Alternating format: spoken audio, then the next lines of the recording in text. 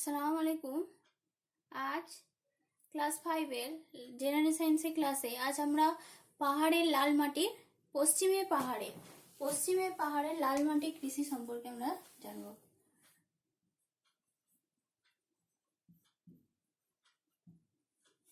পশ্চিমের পাহাড়ের লাল মাটির কৃষি কেমন? দক্ষিণবঙ্গের পশ্চিম সীমা বরাবর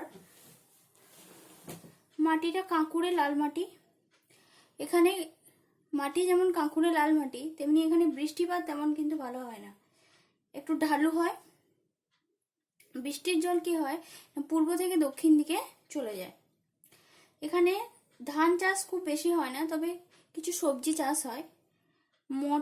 মটর, অড়হর, মসুর, বিউলি, বরবটি, শিম, এগুলো যেগুলো মানে যেহেতু বৃষ্টিপাত কম হয়, ধান চাষের জন্য বৃষ্টিপাত খুব বেশি দরকার হয়, তবে সবজি চাষের জন্য তেমন কিছু বৃষ্টিপাত লাগে না, মানে জলটা কম লাগে।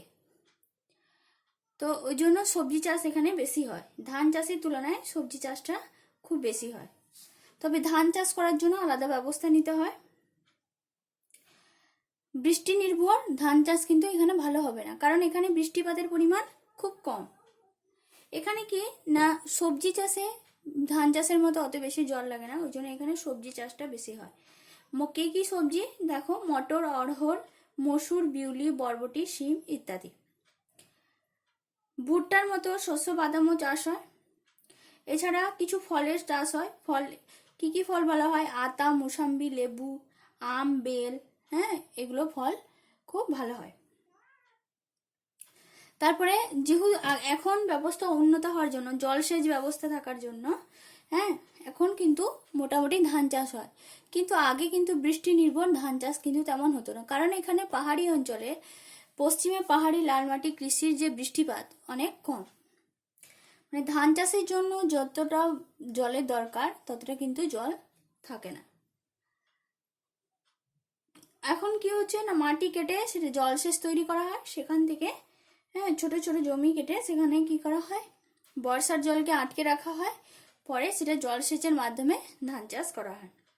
বর্ষাকালে উচ্চ ফলনশীল ধান যেগুলো সময় কম লাগে এবং খুব তাড়াতাড়ি ধান দেয়। উচ্চ ফলনশীল ধান আমরা আমাদের দেশে সাধারণত কোন সময় করি, শীতকালে। জলসেচ নির্ভর ধান শীতকালে করি, তাই না? বোরো ধান যেটা গ্রীষ্মকালে তোলা হয়, শীতকালে রোপণ করা হয়। মানে এখন এই বর্ষাকালের পরে যে ধানটা, হ্যাঁ, উচ্চ ফলনশীল ধান, সেটা আমরা চাষ করি। সেখানেও সেরকম বর্ষাকালে এই ধানই চাষ করা হয়। তার মানে এখানে আবার মানে জমিগুলো কি করা হয়, জমিগুলো ছোট ছোট ঢাল অনেক করে ধান চাষ করা হয়। সেখানে যেখানে বৃষ্টিপাত খুব বেশি, সেখানে কি হয় না, ধান চাষ একটু ভালো হয়। তো পাহাড়ি অঞ্চলে লাল মাটির কৃষি এরকমই। তো এখানে তোমাদের যে প্রশ্ন, সে প্রশ্নগুলো আমি তোমাদের বলে দিই,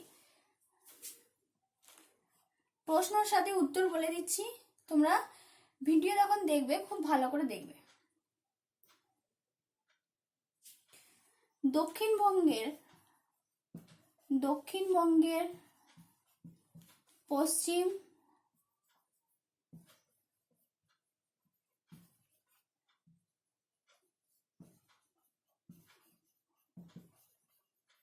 বরাবর মাটি কেমন হয়?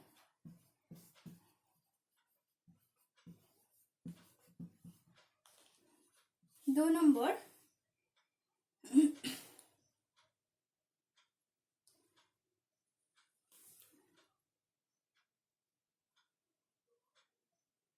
এখানে বৃষ্টির জল কোন দিকে গড়িয়ে যায়? এখানে বৃষ্টির জল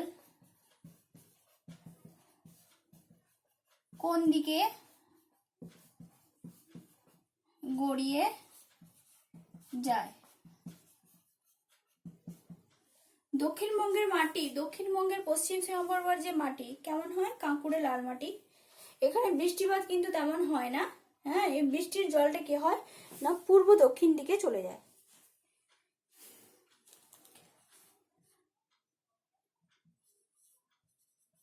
এখানে বলতে এখানে পশ্চিম সীমা বরাবর যে এই যে এটা মাটি, সেটার কথা এখানে বলা হচ্ছে।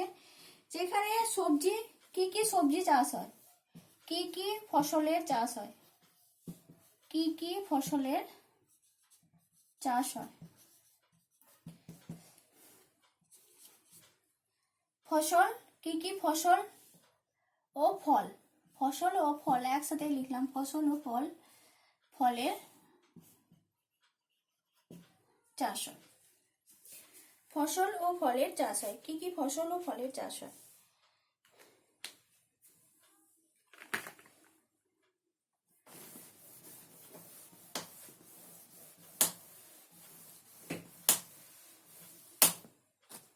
ধান চাষ কেমন ভাবে করা হয়?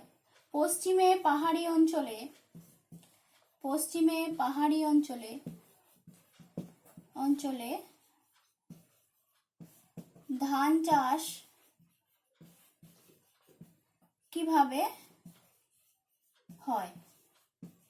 কারণ পশ্চিমে পাহাড়ি অঞ্চলে কি না কি করা হয়, পশ্চিমে পাহাড়ি অঞ্চলে হচ্ছে বৃষ্টিপাত কম থাকার জন্য এটা ধান চাষের জন্য, হ্যাঁ, বৃষ্টি নির্ভর ধান চাষের জন্য কিন্তু উপযোগী নয়। যেখানে কি করা হয় না, খাল কেটে, হ্যাঁ, বৃষ্টির জলকে জমিয়ে রাখা হয়, জলসেচের মাধ্যমে আটকে রাখা হয়, সেখান থেকে কি করা হয় না, ছোট ছোট জমি কেটে সেখানে ধান করা হয়, ধান চাষ লাগানো হয়।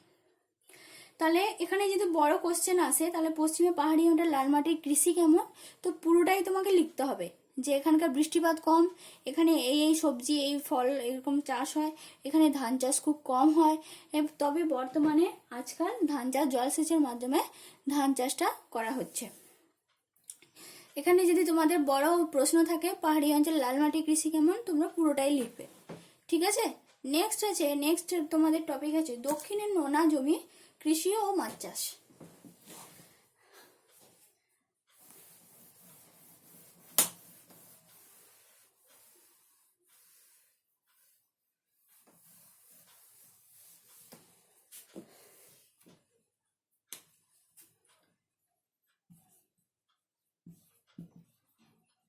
দক্ষিণের নোনা জমির কৃষি ও মাছ চাষ। দক্ষিণের নোনা জমি কৃষি ও মাছ চাষ কেমন হয়? এখানে কৃষিকাজ যেহেতু নোনা জমি, হ্যাঁ, ওই জন্য নোনা জমিতে কিন্তু কৃষিকাজ কিন্তু খুব একটা ভালো হয় না। এবং নোনা কেন, যেহেতু সমুদ্র মানে সাগর সমুদ্র তীরবর্তী এলাকা, ওই জন্য এখানে কি হয় জমিটা সাগরের যে জলটা, সাগরের জল কিন্তু নোনা হয়। তো সাগরের জল যেহেতু কাছে, ওই জন্য সাগর যেহেতু কাছে, ওই জন্য এখানকার বেশিরভাগ জমি কিন্তু নোনা জমি। তবে এই নোনা জমিতে ধান চাষ খুব একটা ভালো হয় না, তবে দেশি আমন ধান চাষ করা হয়, লম্বা মোটা লম্বা খড়ওয়ালা দেশি আমন ধান চাষ করা হয়। তারপরে কি, তবে কয়েকটা মানে জলসেচের মাধ্যমে, মানে সাবমার্সেল থেকে জল তুলে, মিষ্টি জল তুলে, সাবমার্সেলের মাধ্যমে মিষ্টি জল তুলে মাটি থেকে, হ্যাঁ, উচ্চ ফলনশীল কিছু ধান চাষ করা হয়। তো এখানে পান আর তরমুজ খুব বিখ্যাত ফলের মধ্যে। এবং এদিকে যেহেতু নোনা জমিতে নারকেলের গাছ, ঘাস জাতীয় গাছ খুব বেশি হয়, তো নারকেলের গাছ খুব বেশি হয়, নারকেল গাছ এবং অন্য ফলের গাছ আছে, সবেদা, এগুলো হয়। তারপরে বারুইপুর, দক্ষিণের যে নোনা জমি এর এতে বারুইপুরের পেয়ারা খুব বিখ্যাত। এছাড়াও পান তরমুজ খুব বিখ্যাত। এই অঞ্চলে লঙ্কা, সূর্যমুখী, ভুট্টা, খেসারি এসবেরও কিন্তু চাষ হয়। তারপরে আরেকটু এইদিকে দীঘার দিকটা, সেখানে কি খুব কাজু বাদামের চাষ হয়। এছাড়া কি না সেখানকার মানুষের জীবিকা কি না, সেখানকার মানুষের জীবিকা চাষবাসের থেকেও, হ্যাঁ, মৎস্য চাষটা, মানে জীবিকা, এই যে মাছ ধরে বিক্রি করা, এই জীবিকাটা এখানে বেশি। কারণ যেহেতু সমুদ্র তীরবর্তী এলাকা, ভেড়িতে জল আটকে, তাই এখানে কি করে লোকেরা মাছ চাষ করে, হ্যাঁ। ভেড়ির কি কি মাছ, পার্সে, ট্যাংরা, ভেটকি, পাবদা, এগুলো মানে যারা ঈষৎ লবণাক্ত জলে বসবাস করে, ঠিক আছে, মানে খুব বেশি লবণ জলে মানে সমুদ্রেও তারা বসবাস করে না, একটু হালকা নোনা জলে বসবাস করে। এছাড়াও কি না এখানে চিংড়ি চাষ হয়, বাগদা, গলদা চিংড়ি চাষ হয়। এছাড়াও কার্প মাছের চাষ হয়। কার্প হচ্ছে রুই, মৃগেল, কাতলা, সরপুঁটি এগুলো। এছাড়াও এখানে বহু মানুষ সমুদ্রে মাছ ধরে, সমুদ্র উপকূল বরাবর উপকূলে মাছ ধরে। তারা কি করে না ট্রলারে ধরতে যায় মাছ, সার্ডিন, ইলিশ, চাঁদা, ভোলা, হ্যাঁ, লোটে, এই মাছগুলো, নোনা মাছগুলো, এগুলো ধরে। এবং এখানে এই বঙ্গোপসাগর উপকূলে বড় মৎস্য কেন্দ্রও রয়েছে। হলদিয়া, দীঘার দিকটায় অনেকে মাছ ধরে জীবিকা নির্বাহ করেন। তোমাদের এখানে যে প্রশ্নগুলো আছে, প্রশ্নগুলোর সাথে সাথে আমি উত্তরগুলো আলোচনা করে দিচ্ছি এবং প্রশ্নও লিখে দিচ্ছি।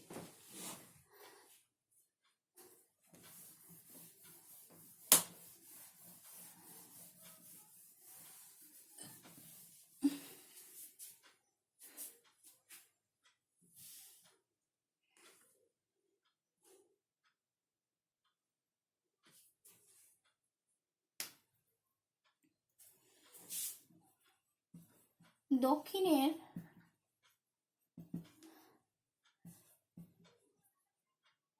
নোনা জমি কৃষিকাজের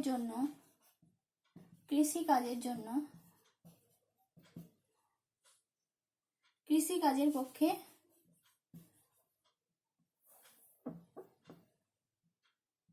কেমন? কারণ দক্ষিণের নোনা জমি কৃষিকাজের পক্ষে কিন্তু তেমন উপযোগী নয়, কারণ দক্ষিণের নোনা জমিতে নুনের পরিমাণ খুব বেশি থাকে, আর যে জমিতে নুন বেশি থাকে সেই জমি তত বেশি উর্বর নয়।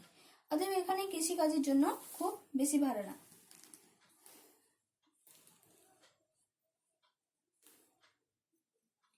এই নোনা জমিতে কোন ধানে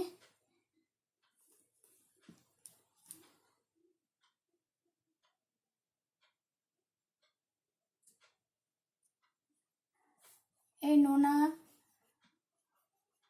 জমিতে ধান চাষ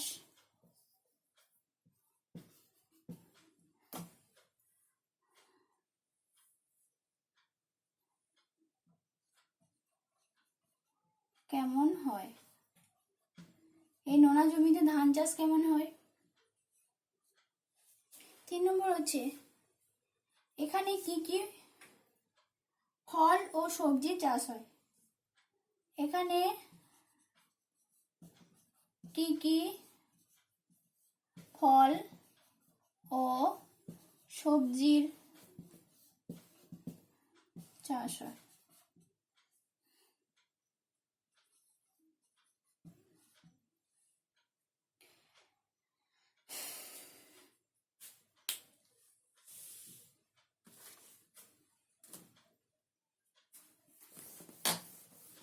কি কি ফল সবজি চাষ হয়? তরমুজ, পান, সবেদা, এখানে ভুট্টা, খেসারি, এগুলো ভুট্টা, খেসারি, লঙ্কা এগুলো চাষ হয়। এছাড়াও বারুইপুরের পেয়ারা খুব বিখ্যাত, এগুলো চাষ করা হয়।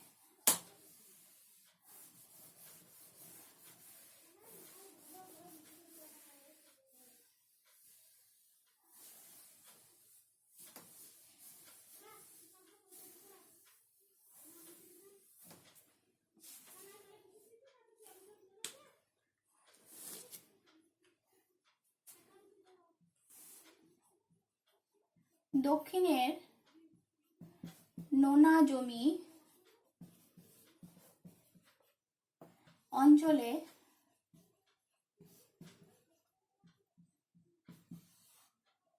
অঞ্চলে মানুষের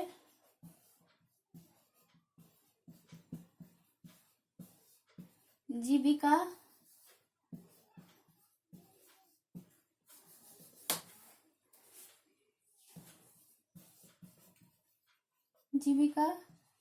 কি? দক্ষিণের নোনা জমি অঞ্চলে মানুষের জীবিকা কি না, এখানকার যেহেতু চাষবাস খুব ভালো হয় না, এখানকার মানুষ চাষবাস তেমন নয়। এখানে কি হয়, যেহেতু সমুদ্র তীরবর্তী এলাকা, সমুদ্র উপকূলবর্তী এলাকা এবং নোনা জমি, এর জন্য এখানে কি হয় না, অনেকে ভেড়ি কেটে ভেড়িতে জল আটকে মাছ চাষ করেন। এছাড়াও বহু মানুষ এখানে সমুদ্রে ট্রলার নিয়ে গিয়ে সমুদ্রে মাছ ধরেন। হ্যাঁ, এইভাবে তারা মৎস্য করে মৎস্য ব্যবসা, মৎস্য মাছ বিক্রি করে মাছের আড়তে এরা অনেকে কাজ করেন। তো এইভাবেই তারা কি করে না জীবিকা নির্বাহ করে।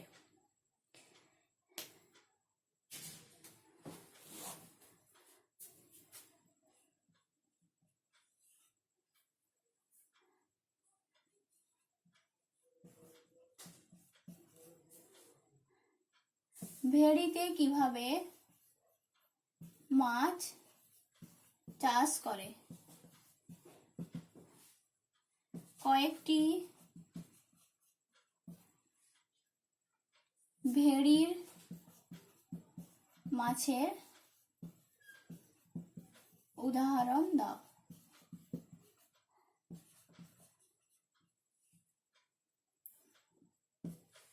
ভেড়িতে কিভাবে মাছ চাষ করে, কয়েকটি ভেড়ির মাছের উদাহরণ দাও। কি কি ভেড়ি মাছ হবে? পার্শে, ট্যাংরা, ভেটকি, পাবদা, বাগদা, গোলদা, এগুলো। এছাড়াও রুই, কাতলা, মৃগেল।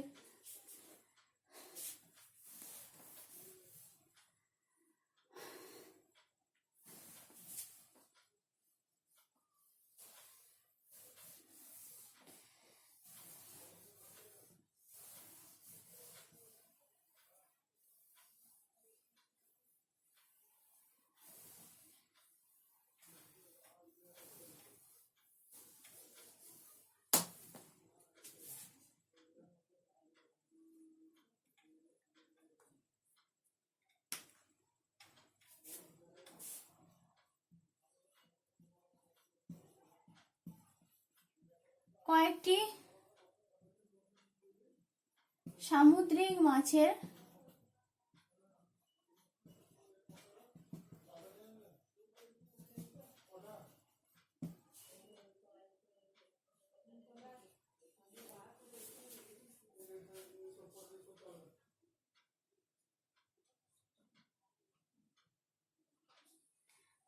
সামুদ্রিক মাছের নাম লেখো।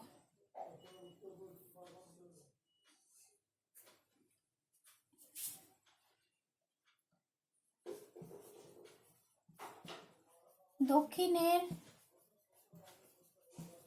নোনা জমিতে কোন কোন ফসলের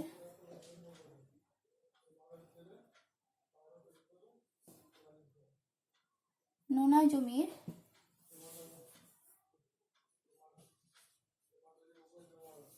বিখ্যাত?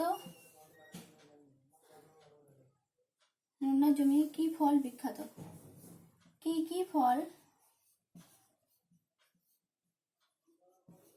বিখ্যাত? তরমুজ, সবেদা, এগুলো। দীঘার দিকটায় কিসের চাষ খুব ভালো হয়?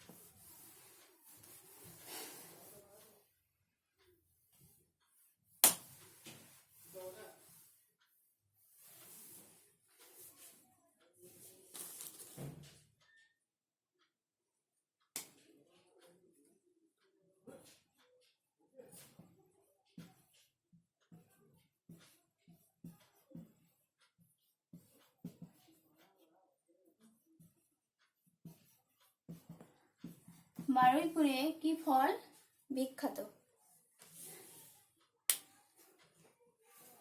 দেখো, তোমাদের এই পর্যন্ত তোমাদের ফার্স্ট থার্ড অনলাইন ক্লাস টেস্টটা হবে 15 মার্কের থার্ড অনলাইন ক্লাস টেস্ট। তো এতটা পর্যন্ত হবে। এতটা পর্যন্ত তোমরা ভালো করে কিন্তু পড়বে, যে টপিকগুলো দেওয়া হচ্ছে সেগুলো কিন্তু ভালো করে পড়বে। এবং এইবারে যে কোশ্চেনটা হবে কিন্তু ব্রড কোশ্চেনও হবে, ঠিক আছে? শর্ট এবং ব্রড 2, 3 2-3-এর মতো বড় কোশ্চেন হবে। অতএব ভালো করে প্রত্যেকটা জিনিস ভালো করে পড়বে তোমরা। বেশি দিন পরীক্ষা বাকি নেই, অতএব ভালো করে পড়বে। আর অসুবিধা হলে অবশ্যই জিজ্ঞাসা করবে। হ্যাঁ, কোথাও কোনো সব কোশ্চেনের উত্তর কিন্তু আমি ভালো করে বলে দিয়েছি, যদিও তা না বুঝতে পারো আমাকে জিজ্ঞাসা করবে, আমি বলে দেবো। ঠিক আছে, নেক্সট দিনে আমরা মাছ সম্পর্কে জানবো।